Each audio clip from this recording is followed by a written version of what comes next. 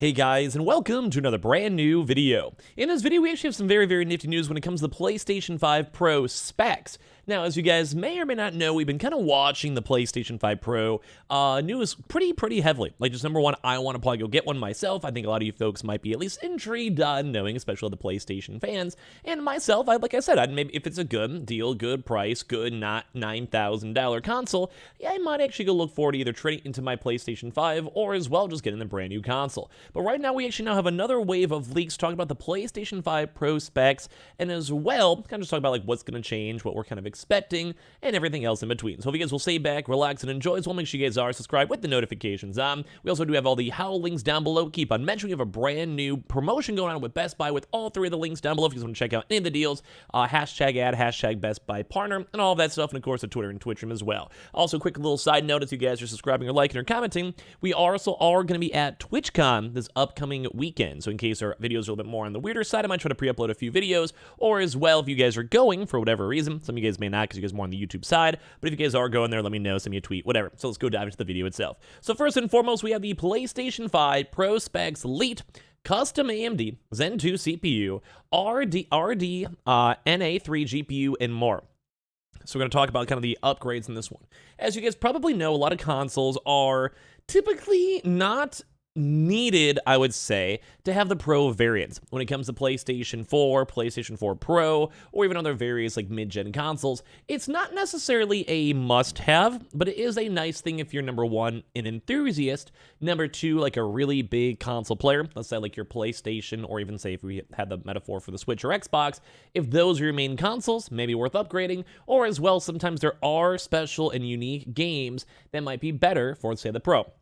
Now, that's a good example, say like a God of War, Spider-Man, or even a lot of the rumored for the GTA 6 that might be a PlayStation 5 launch title, as just kind of the rumors and speculation have gone. So I myself, for the question in this video, are you guys going to buy a PS5 Pro or not? I know if you guys have or haven't answered, feel free to, but when it comes to this one, I'm a little bit on the intrigue side. So the PlayStation 5 Pro has been a hot industry topic for a while now, and the current base PS5 will be 3 years old soon, making fans hopeful for a more powerful revision. As for Red Gaming Tech on X, formerly Twitter, specs of the rumored Pro machine have now been leaked. As expected, the yet-to-be-announced hardware will boast AMD tech for both CPU and GPU, but will be worth the upgrade for the if you already have a PS5. Let's take a closer look. So if you just want to kind of look through these kind of bigger, like kind of list over here, we've been kind of seeing floating around. And once again, I always want to give big reminders of these are somewhat on the speculation side. We've had a few other prior leaks as well kind of come on out and mention, and we've kind of seen like a big upgrade either way. Like we've made a few videos on this already before, so like it kind of seems like the range of leaks are all pretty similar. Like at this standpoint, I could probably go make another kind of similar video myself on this one, but either way, this kind of comes out for a 8C custom Zen 2 CPU with a low of 4 gigahertz. I'm just going to go through the list and kind of give my thoughts on it in a second. 30 watts a GPU and a 60 CU RDNA3 hybrid, so it's between 250 and 208 or 2800 megahertz. 16 gigabytes of DDR6 RAM, possibly 2x4 DDR5 RAM for operating system, and then possibly a 2x for the Tempest engine performance. Now, I'm going to talk about this a little, like my own very baseline level thoughts, because I'm also stupid. Always keep that in mind. Like, obviously, I like make videos on this. I look at the topics, and I build PCs. I have PC stuff, etc., etc. So I may not be 100% spot on, but kind of my takes and thoughts on this. For this, so number one is we keep on seeing really big upgrades when it comes to APU, CPU, and GPU. That's kind of the consistent we've seen in almost every single leak so far in the PlayStation 5 Pro. Because mainly you do want to upgrade your GPU, CPU, because that's just more in terms of like better resolution, better graphics, and be able to go run, optimize, and render things that are going on the game a lot better with the GPU. Same thing with the CPU too as well, because as you guys probably know, especially if you guys are maybe PC gamers, some games are way more CPU intensive, while some games are way more GPU intensive. So either way, in the current day and age, every game is made slightly different. Different game engines will maybe prioritize GPU. Some different types of games might be more of a bigger, wider game, might be more on the CPU. A good example for this one is a game like, say, Minecraft. That is still GPU based, like you have to care about the graphics, but the bigger thing is on the CPU typically, and video RAM typically, because those are where like the whole game is like basically processing. A good example for Minecraft is like you're kind of RNG making and rendering these worlds as you go to new blocks, new things get rendered when it comes to the game itself. Like you might have diamond blocks in one world, you may not have them in other worlds. So it'll be a really good example for the CPU side, where if you have an upgraded CPU through AMD technology, it's a lot nicer and better. Now, one intriguing thing to note that we haven't kind of touched on for other part videos is the separate RAM for the operating system. Now, this one's a little bit more intriguing. Now, we have heard a lot of leaks about the upgraded RAM overall. That's good. Like, that's basically just like more of like, maybe a better example for RAM, like memory is like, let's say you want to have a bunch of tabs open, you want to have the stores open, you want to let your console idle, whatever it might be, that kind of makes the RAM better. But a better thing is for the operating system, and if you guys kind of know now, that was a really big controversy when it comes to PlayStation itself.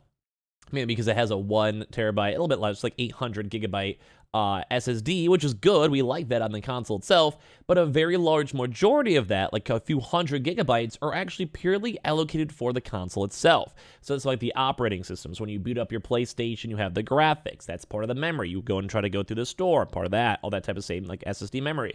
Going from the settings, going through the set, like all like the, I don't know, just everything inside the console itself. The little pictures you see, the downloads itself, like the basically making sure it runs, saving the time, whatever, online service, streamability. All that type of junk is all based on the operating system. And that's been a big drama. So now if they want to go and maybe potentially have RAM dedicated purely for the operating system to make sure if it's ever, say, coasting in the background for quick resumes, it's not eating to the game performance. Or as well, when you kind of boot up the console, if it's kind of in the background, it just will never be eating into those systems, which I think is fantastic, especially if you're trying to go things like PlayStation VR 2, or you're trying to do things like quick resume, etc.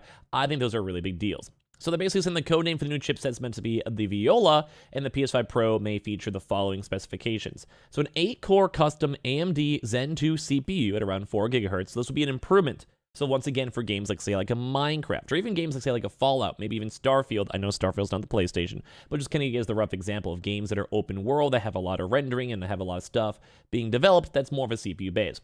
Custom AMD RDNA 3 hybrid GPU with 60 CUs. So basically just a slightly better AMD GPU. Right now, AMD is still doing, I believe, the PlayStation 5 GPUs. So it's the same makers, so they're familiar with mass producing, mass making, and as well mass optimizing the GPUs. So that's also another big upgrade, and that one just makes the games run better. Like, well, big rumor still is on the 8K resolution being the new baseline for the PlayStation 5 Pro. And obviously 16 gigabytes of DDR6 RAM, well, they have some of this also dedicated for the OS, and like I said, that's a brand new update that we've never really seen so far.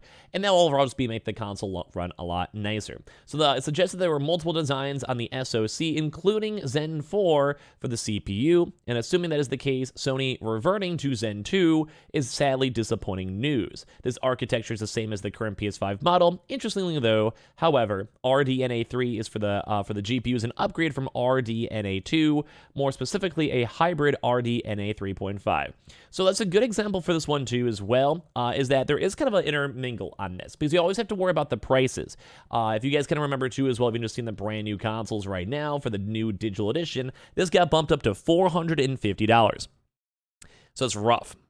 That's pain. So some folks are a little bit concerned on the PS5 Pro price. I might actually make a video on that to myself, if it's going to be worth it or not, price point wise or whatever. But at the end of the day, it is a little bit on the sadder side. So we have to make sure the PS5 Pro is not going to be out of the budget, because a $700, $800 console may not be the worst, but it's going to be a harder seller compared to if it's like at $600, and that's also after we have a proper big upgrade compared to the current consoles as of right this second.